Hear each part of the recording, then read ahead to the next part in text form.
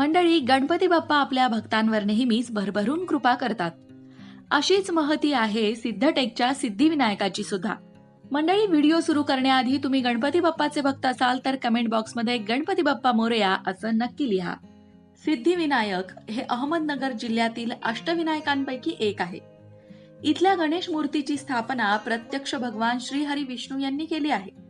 श्री सिद्धिविनायकाची मूर्ती स्वयंभू आहे. अष्टविनायकांपैकी उजव्या सोंडेची ही एकमेव मूर्ती. उजव्या सोंडेच्या मूर्तीस सिद्धिविनायक असं म्हटलं जातं. मंदिरातील सिद्धिविनायकाची मूर्ती 3 फूट उंच आणि 2.5 फूट रुंद आहे. मूर्तीचे तोंड उत्तरेकडे असून ती गजमुखी आहे. गणपतीने मांडी घातली असून त्यावर रिद्धिसिद्धी बसलेल्या आहेत.